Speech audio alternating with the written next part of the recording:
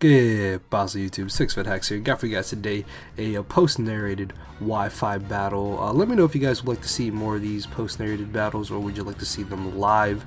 Just leave a comment down below, and if you do enjoy the video, then make sure to hit the like button as well. And my opponent today is going to be TheHoennNative. His channel link and total link will be down in the description. So as you can see, this is going to be an NU battle, and it did turn out to be a very good battle, a lot better than I was expecting, which is really great because Danny had a very terrifying team. They're pretty much just about destroyed me. You're gonna see that Samurott is actually a humongous threat to me in this battle. So he's gonna be leading off with Steelix, as I'm gonna be leading off with my Kangaskhan. I was kind of expecting him to lead with Steelix, and I did want to lead with Altaria originally. So here, expecting him to just want to go for the rocks, I'm going to bring in Altaria. And I was actually very close to going for the Draco Meteor here. Thankfully though, I did go for the Fire Blast last second, as it turns out that he doesn't even have Sturdy, because he most likely is a Sheer Force offensive variant, which I have seen a bit on the ladder. Not too sure how common it is though on Wi-Fi, but yeah, anyways, he's going to bring in the Jinx. This Jinx literally destroys my entire team as well. So this plus Samurott are two huge threats to my team, as I make a bit of a dumb play and I bring in my Hariyama. Obviously I was expecting him to want to go for the Ice Beam, but there was a chance he could have gone for the Lovely Kiss. So I could have maybe just switched into my Mantine here instead of bringing in Hariyama, but I do have Heal Bell on my Altaria, so hopefully I can go for that later, as I'm going to switch into my Rotom, knowing that I should be able to take any one hit as long as he is not life formed. And luckily it turns out that he's not life formed, which means he could be focus sash, as I'm going to be able to go for the Volt Switch here. And because I was able to get rid of the Steelix earlier in the battle, my Rotom is basically free to Volt Switch on his entire team. And also with his Steelix being gone, I can now bring in my Mantine and immediately go for the Defog. Now the reason why this part is so sped up is because it's just a little bit stally. There's not really anything going on. This is one of the benefits of post narrations. I can speed up boring parts like this, because I'm going to stay in a Defog, Toxic him as he Toxics me, and then I'm going to go for the Scald, I believe, as he goes for the Wish after I go for the Toxics. So yeah, there's really not much at all going on. Again, I do have Heal Bell on Altaria, so I'm not really too concerned about this poison, as I'm going to bring in my Steelix here. Pretty confident in the fact that he does not have a fire type move, because he is the defensive variant of Audino, not the Calm Mind variant. So he's going to end up going for the Heal Bell, which isn't too big of an issue for me, because now I can basically go for the Stealth Rocks. Unfortunately though, with that play, he can basically get a free switch into Samurott here, so I was actually very tempted to want to go for the Earthquake. However though, getting up rocks will will help me later, will help me in the long run of the battle, basically. So he's going to end up going for the Ice Beam here, as I bring in my Mantine, knowing that I should be able to live any hit.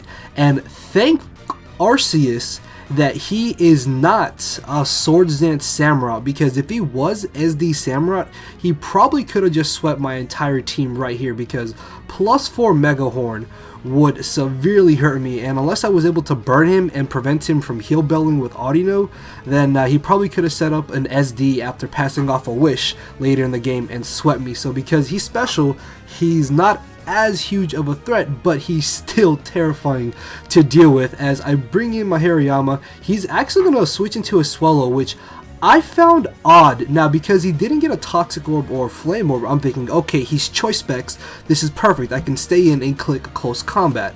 Or I can even go for Knockoff. I think I did actually go for Knockoff, because he does have the Dusclops, but it doesn't really matter because I'm actually not going to wake up at all. As he brings in the Samurai, I'm thinking, okay, I can take a Hydro Pump. He pulls out the Air Slash, and Kyo, of course, being 400 pounds, does not want to get up out of bed and wake up. So I'm going to be forced to switch out here, as he makes a pretty nice double switch into the Jinx.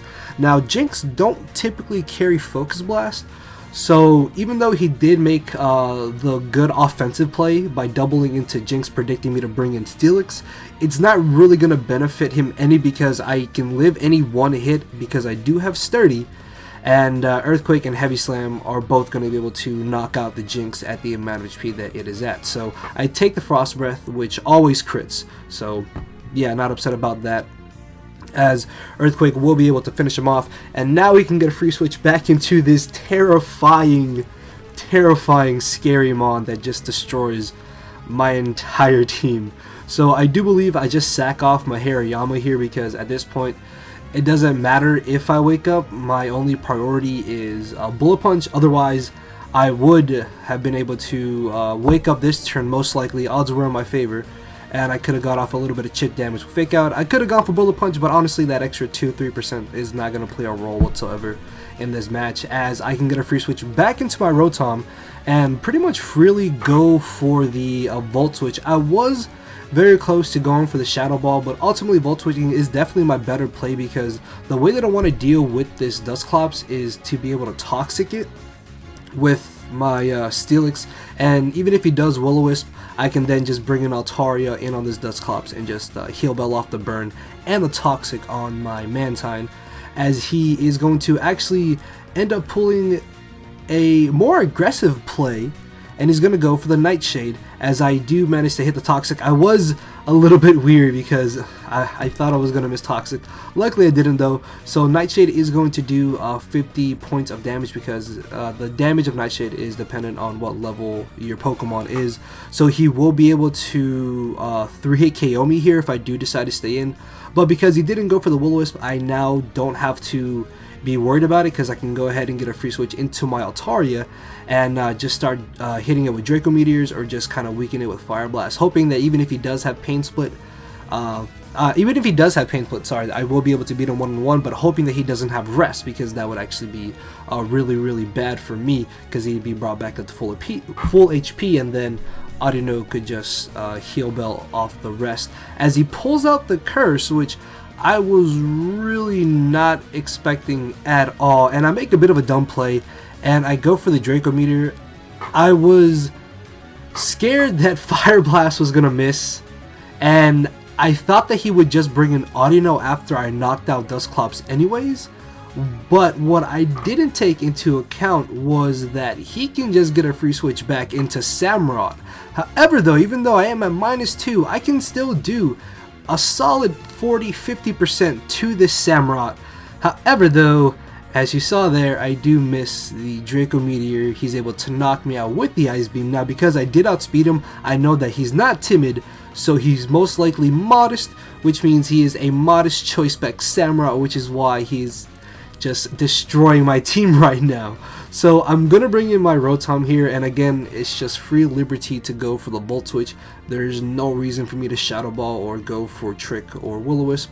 So Volt Switch is still going to do a decent little chunk of damage to this Audino, and here's gonna come up another little stally part, because I'm bringing in my Steelix to be able to recover up with leftovers, and I want to see how much damage Heavy Slam would do to this Audino. And it turns out that he is a physically defensive Audino, which honestly is not even a problem, because Dazzling Gleam is not going to do anything to me, and what I can do is go for Toxic on Audino, and Audino only has 8 Heal Bells to use, so eventually I will be able to stall him out with Toxic and beat it 1v1 if that's what it comes down to. So I made a bit of a misplay, and I Toxic as I knew that he would go for the Protect. In hindsight, I should have Earthquake and kept Toxic a surprise, but it doesn't matter, it's just that would have been the better play either way. So here, he is going to switch into the Samurott, as I'm going to switch into my Kangaskhan, predicting this, because I knew that even if I did go for the Earthquake with Steelix, he most likely would have been brought back up to full HP, but by doubling into Kangaskhan, I can go for the Fake Out. Now, if you're wondering why I didn't bring in Rotom, is because Rotom is way too much of an important member and key player in this battle for me to have risked switching it in on Audino's Dazzling Gleam, as where Kangaskhan was still a good play, but a safer play than bringing in Rotom. So I can't knock him out with Return, so I try to sack off my Mantine, expecting him to Ice Beam, as he actually goes for the Scald. As I do, of course, have Water Absorb, I can take this chance to go for a Scald of my own, as again he brings in the Swallow, which just barely lives, and I'm thinking, okay, he's gonna go for the Boom Burst, but then I can just bring in Kangaskhan, or actually no, I can just bring a Rotom and Volt Switch. No, it turns out that he's Brave Bird Swallow, which means he's physical, but he doesn't have the Flame Orb or Toxic Orb, which has me thinking maybe he's Choice Banded. So if I did Toxic earlier in the battle, this would have been not that big of a problem, but it still would have kind of been scary, I guess. So it is going to be a double down, as I bring in my Kangaskhan. He's going to bring in the Audino. At this point, it does not matter what he do. I should be able to beat this 1v1 because he is toxic.